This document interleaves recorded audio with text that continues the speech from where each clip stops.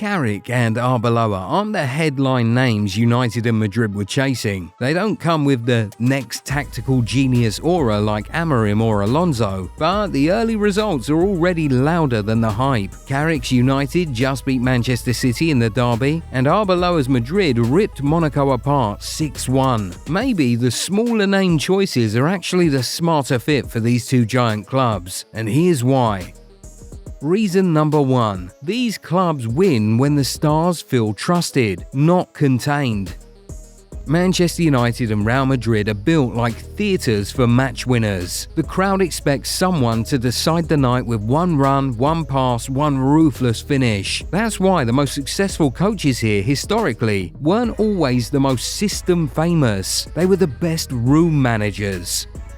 At United, Sir Alex is the blueprint. He had structure, obviously, but his real superpower was knowing when to step in and when to let brilliance breathe. He built teams around leaders and game changers, kept standards ruthless, then gave his attackers the freedom to win moments. That same DNA showed up later under Mourinho and Oli too. Different styles, but both leaned heavily on mentality, relationships, and unlocking individuals rather than forcing everyone into one rigid template. Madrid is the same story. Think Zidane, Ancelotti, and before them Del Bosque. Clear roles, strong authority, but a big go-be-great zone for the stars. When Madrid have tried more controlling, system-heavy eras, it often lasts until the first big dressing room wobble. Then the club snaps back to a man manager who can calm the chaos and restore belief. That's why CARRICK and ARBELOA are fitting. They're not trying to win a tactics war first. They're trying to win the people. And at these clubs, that's usually the real battle. Reason number 2. They simplified the job, and in a crisis, simplicity wins. When a club is wobbling, the worst thing you can do is hand players a new language and expect fluent football in 2 weeks. That's basically what happened with the tactical genius era at both clubs. More rules, more triggers, more if this then that. It can look amazing on a tactics board and feel like handcuffs on the pitch. CARRICK's early impact screams the opposite. He's not asking United to become a totally different team. He's stripping it back to basics. Clear shape, clearer zones, fewer risky rotations, and quick decisions in transition. The derby win versus City didn't look like a lab experiment. It looked like a team that knew exactly what the plan was and didn't panic when the game got chaotic. That's very United when it works. Solid base, then let the match winners decide. ARBELOA is doing the Madrid version of the very same thing. Instead of overcoaching every possession, he's leaning into principles that Madrid players actually accept: intensity, aggressive forward play, and permission for the front line to improvise. That's why the Monaco game looked like a demolition. When Madrid feel confident, they don't just beat teams, they avalanche them. And this is where the smaller name part becomes an advantage.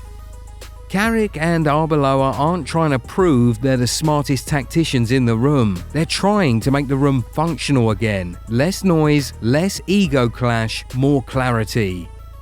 Quick pause. If you're enjoying this breakdown, hit like and subscribe. I've got more of these deep dives coming, especially when big clubs make bold manager moves. Now, let's get into reason number 3. Because a simple plan still falls apart if your biggest stars don't feel backed. They publicly protect their key players so the dressing room stays calm.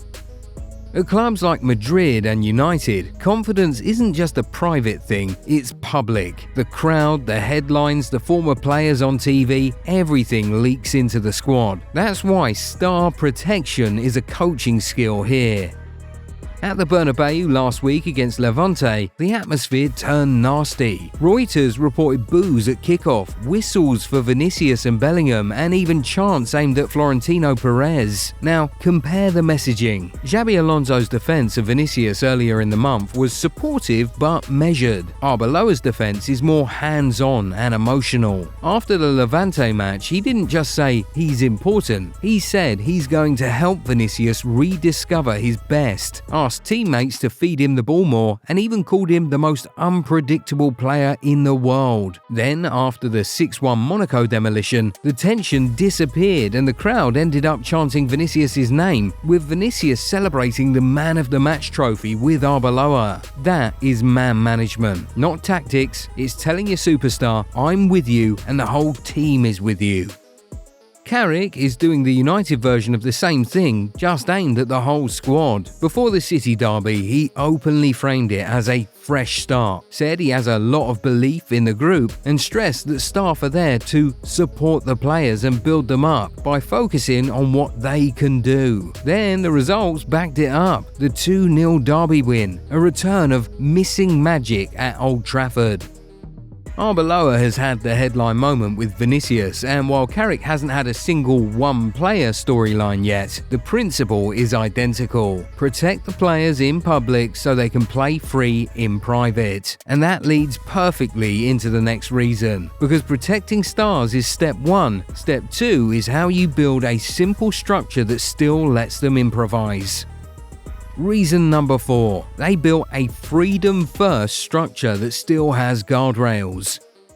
Here's the sweet spot for Madrid and United. Not total chaos, not rigid choreography. A simple frame that keeps the team stable while the front players improvise. That's what both coaches are leaning into. Carrick's United. The derby win over City wasn't about dominating the ball or out-patterning Pep. It was about clear spacing, discipline without fear, and fast attacking choices once the moment opened up. In other words, protect the team shape first, then let individuals decide the final action. Reuters literally framed it as United finding missing magic again. That's also why Carrick fits United historically. Under Sir Alex, the structure was often simple. Strong mentality, clear roles, then let your best players take over. Mourinho did it with pragmatism and control. Oli did it with confidence and transitions. Different versions, same DNA. Arbeloa's Madrid. The Monaco demolition is the perfect example of freedom with guardrails. Madrid didn't look like a team trying to execute 1,000 micro-instructions. They looked like a team playing with energy and permission. Fullbacks brave, midfield direct, and the front line encouraged to be bold. And the key? Arbeloa didn't just allow freedom, he actively asked for it, publicly telling Vinicius to enjoy himself and play with personality. This is where the smaller name factor becomes a hidden advantage again. A big-name tactical genius often feels pressure to prove the genius every week. More complexity, more tweaks, more control. Carrick and Arbeloa are doing the opposite. Stabilize the base, then get out of the way at the top. And for Madrid and United, clubs wired to win through decisive individuals, that can be a better fit than the most sophisticated system in the world. Next is reason number 5, because this isn't only about coaching style, it's also about what the boardrooms believe wins Champions Leagues and league titles. Reason number 5. The boardroom logic at both clubs still leans freedom first, and these hires match it. This is the part people underestimate. Carrick and Arbeloa aren't just coaching choices, they're boardroom comfort choices. At Madrid, there's a long-running internal narrative that basically goes like this. When we let elite players breathe, we win the biggest nights. And it's not hard to see why that story survives. Madrid lifted 5 Champions League trophies between 2014 and 2024, including the three-peat from 2016 to 2018. So even if other modern tactical teams have also won big in that era, Madrid's own proof case is still loud. Our most iconic run came under coaches who didn't over-restrict the stars. This is why the word around Madrid is that Florentino Perez stays skeptical of modern tactics, while his right-hand man, Jose Angel Sanchez, keeps pushing the club to evolve. And if that experiment starts to wobble, Florentino's comfort move is simple. Snap straight back to a Zidane or Ancelotti type man manager before the chaos spreads. And this test modern snap-back pattern is very easy to document. Rafa Benitez was sacked after 7 months and replaced by Zidane. Lopetegui was sacked after only a few months into the job, and when Madrid needed a reset again, Zidane returned in 2019. So when Alonso's stint ended messy, especially with the Vinicius tension narrative floating around, Madrid didn't go hunting for another tactical architect. They went for a coach who would reconnect the room, protect the stars, and restore the Madrid vibe. That's Arbeloa. United have their own version of this. The club still lives in the shadow of Sir Alex, and when things get chaotic, they keep reaching for United DNA profiles to calm the noise and rebuild belief. The Guardiola-era gap has been brutal, but the instinct stays the same. When confidence collapses, pick someone who can manage the room first. That's why Carrick makes sense beyond the tactics board. He's the safe language the club can speak to players, fans, and the media all at once. Trust, standards, and freedom in the final third.